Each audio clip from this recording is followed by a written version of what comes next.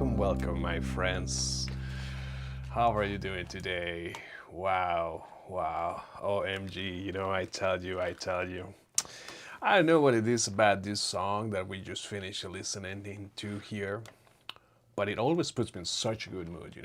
Doesn't matter what's going on out there, doesn't matter what just happened, doesn't matter what I have to do later on, but that song just puts me in such a good mood.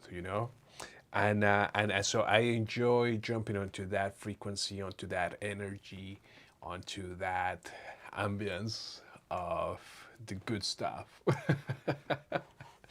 And my friends, welcome, my friends. My name is Jesus DJ Perez.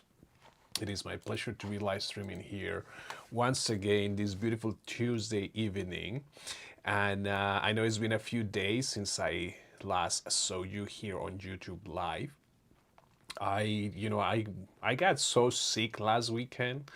I was on a mandatory, and I mean a mandatory bed rest because once I get down and I was dealing with some cough and temperature and fever, and I really didn't know what was going on, but it just knocked me down. So that's why I make it a mandatory bed rest for me, where I, wrapped up in a nice set of blankets. I have my eye mask, and then I just sleep and sleep and sleep and sleep. And that's exactly what I did all Thursday, Friday, Saturday, Sunday, part of Monday. And today, I got up and I was able to get things moving a little bit more. But oh boy, I tell you, once something like that hits you, it's not fun, right? It's never, ever fun, right?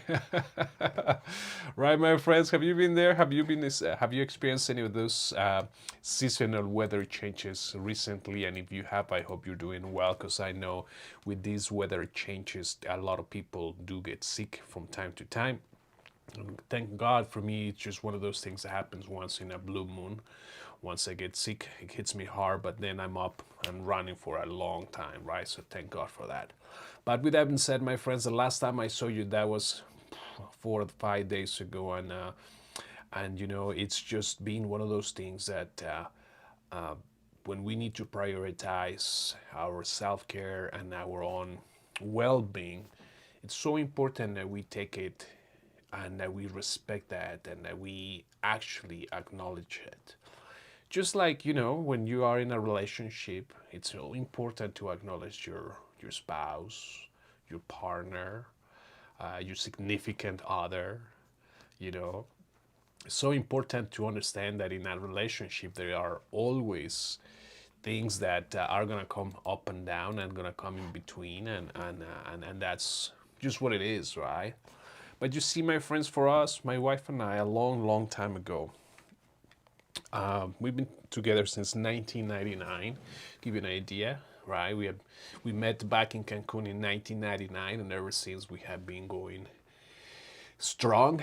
Yeah, we have had issues, ups and downs, and problems, and disagreements, and everything else in between. But a long time ago, we realized that the one-sided relationship doesn't work. A one-sided relationship, it doesn't matter what type of relationship, whether it's a relationship with somebody at work, with your employer, with your business clients, or your significant other, right? It doesn't really matter. The bottom line is a one-way relationship doesn't work. There's gotta be a give and take. Relationships are, to be invested into with two or more individuals, whatever the case may be. But for example, if it is a relationship with your spouse, well, you want to have that relationship solid and not just expect the other person to do everything. See, for us, we learned that the hard way a long time ago when our kids were kids, not longer kids anymore, but when they were kids at the time, and they were growing, and my wife and I were both working two jobs, and I was working for two jobs. She was working one job, and I also going to college at the same time, right? So you can only imagine how difficult it was for her as well. And we would come home, and she would have expectations, and I would come home, and I would have expectations, and we would argue, and we would fight, and we would just basically do not come to any agreement or understanding. So one day, a long time ago, okay, one day, a long time ago, we decided not to longer have expectations for what the other person is supposed to do, what you think is supposed to do, okay, or what I thought my spouse was supposed to do. You see, I come from Mexico, and in Mexico, traditionally, old school Mexican culture, I suppose, are very machos.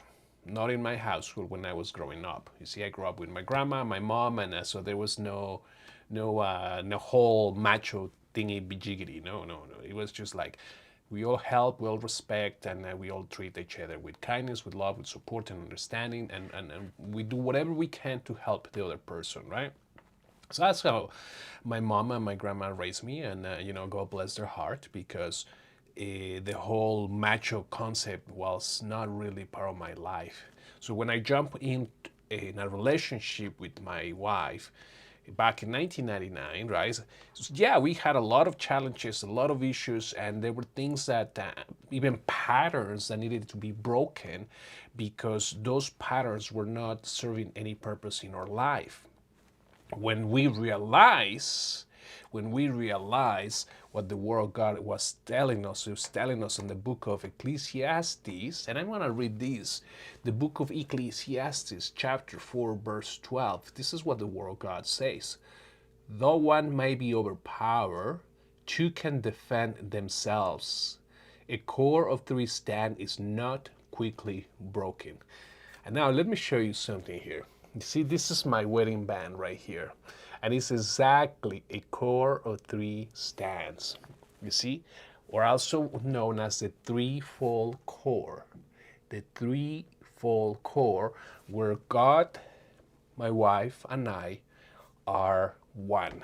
It's not just my wife on her own, or me on my own, or me on my own seeking God, or my wife on her own seeking God. No, we both come together, and we have a beautiful morning practice where we don't do it every day, especially when I'm sick or when I just barely getting out of bed, right? But we do it for the most part every morning, for the most part, like I said, where we toast to our coffee when we're sitting down.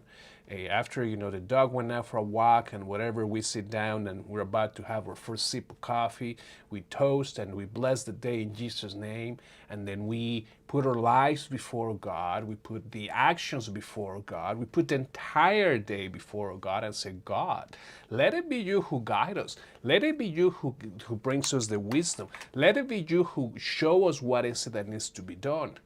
Do not allow, and I even said this in many occasions, and in front of you I said it before as well, do not allow my stupidity to lead the way.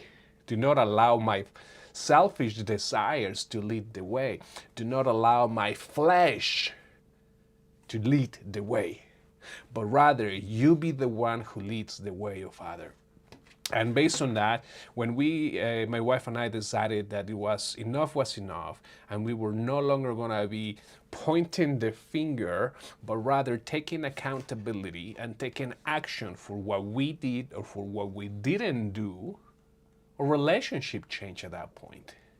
Because you see, I was no longer expecting my wife to get up and go make dinner. But my wife was also no longer expecting for me to get up and go make dinner. And before, when we had those expectations in our life, well, dinner was never made. And when it was made so late, and was usually one of us complaining and whining and just upset that that person is no longer, their stomach is no longer at peace and is getting grumpy, and it's usually me, right? Because if I don't eat according to I'm supposed to be eating, I get grumpy. I get like, oh, give me some food, like I want to eat. And, I start looking at things that I can start chewing, or, whether it's a piece of bread or, so not good, right? So instead of waiting till I got to that point when I know I'm getting hungry, I ask my wife, hey, do you want something to eat? And if she says, yeah, cool. If she says no, cool. But it's no longer her expecting that I'm going to go cook dinner, or vice versa. It's no longer me expecting that she's going to go cook dinner. And you know what? This applies in every aspect of life. And here's the one most important one that applied to us, that it was just brilliant, man. It was honestly the best thing ever. When I lived with my grandma, when I was a kid, my grandma was very specific about the cleanliness of the house. Okay, she was very, very specific about how the house had to be clean, and how every time she would come from work, the floors had to be swept and mopped, and the dishes would have to be clean and put away, or at least drying. But she had some expectations every day. And in order for me to be allowed to go hang out with my friends after school, or after she came from work, I had to be done with all of my chores, and those chores were like non-negotiable. Clean the floors, do the dishes, make sure the bathroom is clean, and then off you go, right? Take the trash out, and sure, go out and spend your a couple hours out and about. But because she was very persistent about her teachings of having the house clean all the time, and I mean all the time, see, those kind of principles carry on with me. And those are great principles, don't get me wrong. But when it got to the point where my wife and I were just kind of like starting a relationship, those principles that were carrying on from my grandma, it started to create conflict with my wife, because my wife was not used to that level of chores like I was. You see, for me, it was a must do, or else, right? And for my wife, not so much, right? They were more chill, more lenient, more laid back in that regards. So, but for me, growing under those specific parameters, it was one of those things that when I would come home from work and I would see the house messy, I would start flipping out. I was like, hey, what the heck, man? What did you do all day? Like, have you been just watching TV? Have you been just polishing your nails? Or what have you been doing, right?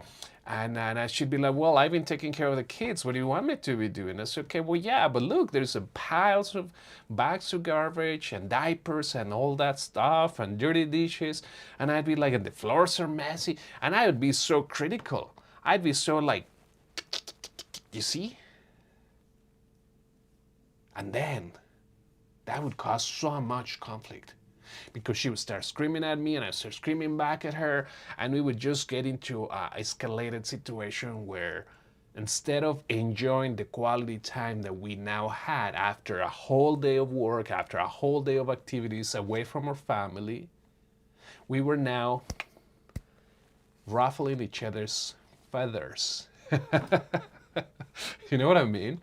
And one day I say, okay, listen, babe, I can no longer do this anymore. I can no longer live like that. I understand that my grandma taught me this way, and I get it, and I love that, and God bless her. But that's not working out for us. It's creating more conflict, it's creating more issues. So instead of us fighting and enjoying each other's company, we're just going at each other's throat. So I'm not gonna bother you ever again about you cleaning up after us. If you want to clean up, you clean up. If you don't want to clean up, don't clean up. But I am not going to come to you and question you about why the dishes were not washed, why the garbage wasn't taken out, or whatever. When it comes to cleaning chores or whatnot, they never end, period. Have you ever been in that situation? You have a pile of dishes and you wash the dishes and then you turn around and like, what just happened? There's another plate or another 2 cups. It's like, I just spent the last 40 minutes washing dishes and there are more dishes there. Well, that's because the chores never end. You know what I mean? There's always always gonna be some chore happening. So I was like, geez, man, I'm gonna be always fighting with my wife because of this. I say, I don't think so, man. I choose better. I choose freedom. I choose health. I choose life. I say, I do not want to be living under those conditions anymore. So what did I do? I say, I'm not gonna fight with you anymore. But instead, I'm gonna take the initiative to do what I know needs to be done. And if you do it, if you jump on it, good. If you don't, then whatever, okay? That's okay. But I'm not gonna be holding on and waiting on for you to do something that I know I am fully capable to do as well. Guess what happened? As I release expectations from my wife, as she released expectations from me, and as we continue praying to God for that day and placing our day before the hands of the Lord, our relationship started to improve. Our relationship stopped having issues about household chores. And suddenly, we started to enjoy each other's company.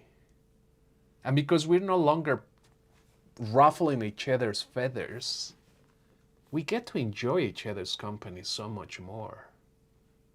But that's what I mean by a relationship is not just a one-way street, it's a two-way street where your spouse, your partner, your significant other, and you need to come to an understanding, need to come to an agreement. And so, as we did, now the house was a cleaner because now I was not expected to come home and clean, and she was not expected to go and do it. But she would do it because she desired to do it, because she knew it needed to be done. And vice versa. If I saw the floors were dirty because, the dogs just came in running with their paws all full of mud or whatever because it was dirty outside, well, I know it needs to be clean. I know the floor needs to be mopped. But you see, I'm not being expected to do squat. And I don't expect my wife to do squat either. And that just works for us because we know it needs to be done. And whether I finish work a few minutes before and I go downstairs and I get it done, or whether I go downstairs and, whoa, surprise, it's already done.